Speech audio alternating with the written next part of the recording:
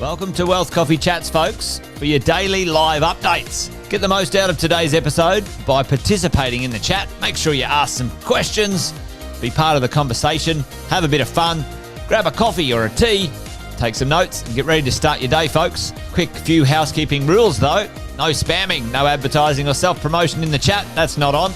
Be kind and respectful to everyone when participating. And most of all, have a good time. Real estate investing can be your biggest asset. It also can be your most expensive asset when it comes to getting it right or getting it wrong, folks. It can be time-consuming, stressful, and that's why here at Positive, we have what's called a 6-star team, a full-service team that provides integrated wealth and property investing solutions and services simply designed to help you progress towards your goal of passive income through your property portfolio, folks. Make sure you check out our other podcasts on the Positive Mentor Network. Not only is there Wealth Coffee Chats, there's the Urban Property Investor. Drops every Wednesday with straight talking investing strategies and lessons with Sam Saggers. Property Investor Tales. This is where our clients, you guys, share real life stories from property investing, hosted by some of our advisors and strategists. And that's done every fortnight, dropping every Monday. Wealth, Wine and Wisdom, folks, that debriefs the week that was in the world of finance and property, hosted by yours truly, Jason Witten and Andy Fenton on Fridays. Welcome to another Wealth Coffee Chats. Marvellous Monday. Hope you're well, folks, wherever you are. If you think it's Get Rich Quick, you're in the wrong place. This is the wrong podcast. This is the wrong live for you. Welcome to another Wealth Coffee Chat. Hope you're all awesome and well. There you go. Good morning, everyone. Good morning, and welcome to another Wealth Coffee Chats. Had a bit of a break last week, but we're back in action here on another Wednesday edition of Wealth Coffee Chats. Good morning to everyone that's jumped on this morning. If you haven't sort of seen me around before, or you're wondering who's this guy on your screen, my name's Cash Shosted, representing the property management team at R&W Plus and the 6-star team here in the Positive Group, which is super cool. And, what we do every sort of Wednesday here on Wealth Coffee Chats 8:10 is jump on and talk all things property management, talk all things about keeping you safe and holding your wealth for that matter. And we're going to try and, share some information, unpack a few stories perhaps over the next 10, 15 minutes. So as I get myself ready, team, Luke's jumped on. So, g'day, Luke. And Alison, morning to you as well. Thanks for jumping on as always, team. Always good to see you guys. Might be a bit rusty today. I wasn't here last week, but we'll try and get through this stuff, team. So I'm going to try and flick a few buttons on my side of things. What are we going to talk about today? Well, headline today for me is 5 weeks vacant in a market where what I'm going to show you today via SQM, vacancy rate of 0.8. So we're sitting under 1% in this particular suburb, and just a bit of a situation and case study I thought I'd share today, and a couple of lessons learned for the owner, a couple of lessons learned for team, and I suppose, I want to share all that here today and make sure you, as the investor, don't get in that position. So as I said, team, 5 weeks vacant, 0.8 vacancy rate. What on earth went wrong? Why are we sitting 5 weeks vacant? Well, we're going to try and unpack that this morning. So a little bit of context, a little bit of story, try and set the scene for you guys here this morning. Bunty's jumping on as well, mate. G'day to you. And everyone else that jumped on this morning. So to set the scene, team, Brisbane. Now this is probably applicable, I suppose, to any particular marketplace in Australia, because I would dare say this is going on in a few marketplaces. But what happened sort of in the last week was, suburb of Coorparoo. So it's about 4 or so Ks from Brisbane CBD. So, inner east suburb of Brisbane. I used to live not far from there. Still got a property over that way myself. So, really love that sort of area for the lifestyle it provides. So it's an area where, tenants and us people in general, we want to live in these sorts of areas. So really desirable suburb, great infrastructure, transport, schools, access to CBD, as I mentioned as well. So a lot of things going for this particular area, which is why it's kind of a bit confusing why a 2-bedroom apartment in the suburb of Coorparoo, being so close to the CBD, is sitting vacant after 5 weeks. So we get in touch with this particular investor who had the property on with a different agency there, which is fine. This property here, only 10 years old. So, relatively speaking, the property is in pretty good nick. It's not run down. It doesn't need a full renovation. So we're talking a 2-bed, 2-bath apartment, 4Ks from the CBD, in pretty good nick, 10 years old. Right, you guys know as well as I do, we've all experienced some rate hikes over the period of time. And the owner found themselves in the position where through Strata and the body corp there was reason to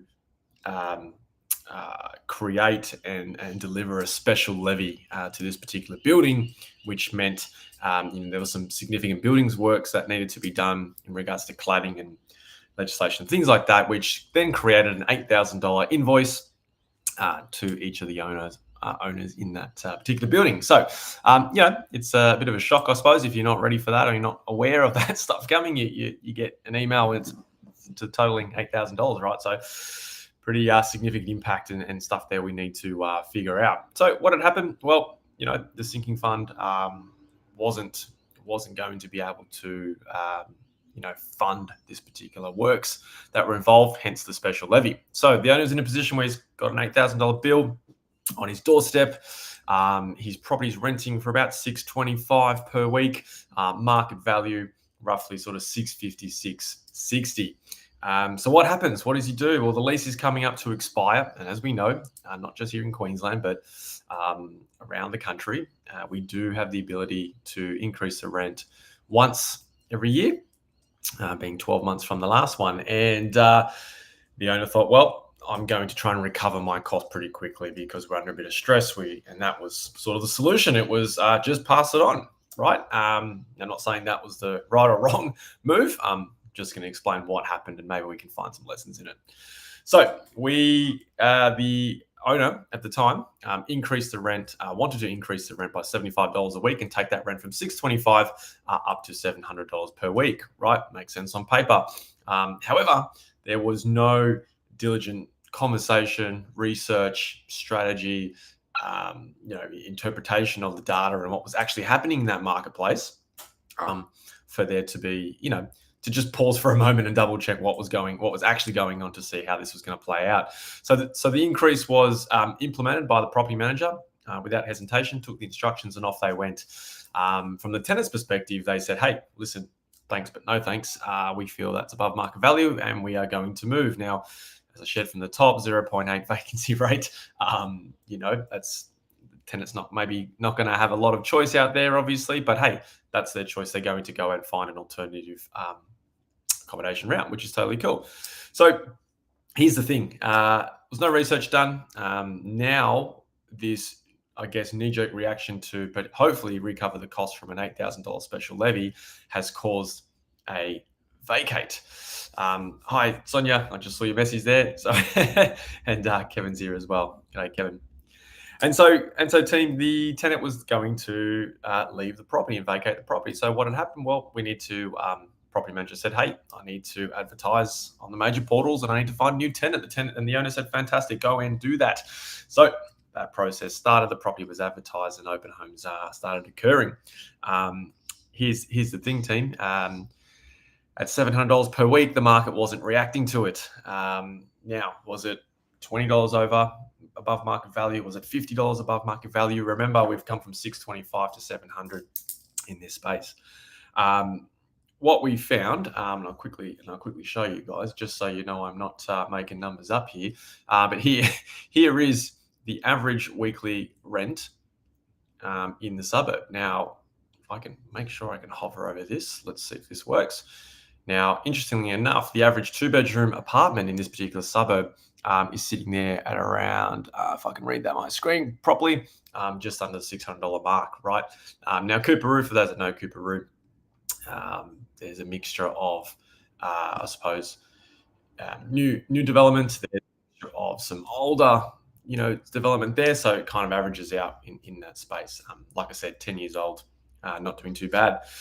Now, given the market conditions suggest that low vacancy rates, things were quite active. And the thing was, with the advertising campaign, you guys know we jump on here on Wealth Coffee Chats. We talk about price, presentation, promotion. We're going to tick those three boxes, right? The three Ps. And what had happened was, from a promotional point of view, there was no professional photos, virtual tour, virtual staging, floor plans, a range of different things that just wasn't promoting the property or doing, what the campaign perhaps needed to, especially given the agency was trying to get above market value. So you got to, think about that for a moment. And then on top of that, the price is obviously influencing perhaps the online engagement, which led to, limited people walking through the property at the open home, right? So it became a problem. What had happened over those 5 weeks was, nothing was adjusted. There was no strategy. It was a hope strategy. Let's just hope the market and someone's going to come and overpay. And now it's 5 weeks into the campaign. The owner has a significant problem. He still has the $8,000 special levy sitting there to be paid, team. He still has that $8,000 levy. And now he's got a property that is 5 weeks vacant. At $700, arguably, we're saying it's probably 5 to 7%, a little bit higher than maybe the market is willing to pay at the moment, causing the 5-week vacancy. And then at six, even if the owner had increased the rent to $650, as an example, not $700, and he still would have got a $25 increase there. $650. I'm just doing the math here on the side, right? $650 a week for 5 weeks, $3,250, right? $3,250 in lost opportunity. Gross figures, of course, lost opportunity there. So call it $3,000. Now, here's the thing: if the owner and the property manager just paused for 5 minutes, done some research, come up with a plan. Plan A, a plan B, looked at price, presentation, and promotion. Funnily enough, at $625, if they had kept that rent with that tenant and renewed the lease, right? I'm not saying that's the right thing to do. I'm just saying if they had done that at $625 over a 5-week period, that's $3,125. So over $3,125 gained in revenue, right? Gross figure. So the difference of $125. Instead, the owner has lost the opportunity and generated $0 over the 5 weeks, not $3,125. So not the best result, I would imagine. So he says more coffee needed. That's right, Sonia. This is my first one. I'm probably going to get another one, Sonia. And morning to Chris as well. So, team, you can see where my brain's going. It's a bit mind-boggling when sometimes we property managers out there or owners, when we're not just pausing for a moment to check on the data, check on and set a strategy in that space. So, what had happened, obviously, thankfully, we're able to step in now and help this particular landlord. And again, we just focus on price, presentation, promotion, get these little things right, all the 1%ers that now lead us to a really good campaign. And in the last 48 hours, since we've launched, we've got some really good inquiry coming through now. To fix that problem. So can't change what's happened in the last 5 weeks. But I guess the lesson learned here, team, is to kind of have that, that ability to just acknowledge what the bigger picture looks like, to just pause for a moment, talk to a professional. And if, sometimes if you're property manager, I believe we're here to keep you safe and help you maintain and hold your wealth, right? And I think providing you with some of this information and strategies is super critical, so you're not experiencing 5 weeks vacant, right? So talk to a pro who's on your team. That's up to you guys, right? We're here to sort of encourage and help you and guide you, and make sure we're looking at the data, because the data and the information in front of you will help you create and deliver a strategy, right? And then it's all about execution from that point in time. So super interesting case study there. When you look at vacancy rates under 1%, which is sort of where most marketplaces across the country sit, it's interesting to sort of see, well, how come this thing is vacant 5 weeks, right? We've got to sort of tweak and adjust and continue to get those results. So, a bit of a Wealth Coffee Chat story, I suppose, this morning. That's all I had to share. If there's any questions, pop into the chat for me, team. It'd be good to hear feedback on how you thought that story played out. Hopefully you guys not experienced that before. And certainly the lessons learned today was just pause for a moment, price, presentation, promotion, team. Have a look at the numbers when you're looking at lease renewals. You'll often find that sometimes increasing the rent without the information, without the plan, without the strategy, and certainly without the execution, if you don't have the right person on your team, you then end up in a much worse off position in that space. So that is me today, team, for Wealth Coffee Chats. Sort of fast one to get a lot of information out there. So thank you for always participating and playing full out.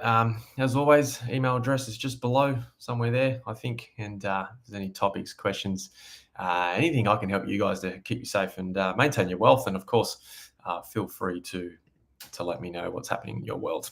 Always super, super good.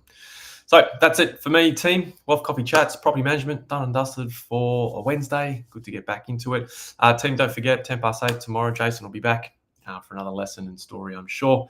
And we will get into it from there. So thanks for playing along, team. Good to see you. Thanks for having me back. And we'll see you next Wednesday for another episode. Have a good day, guys.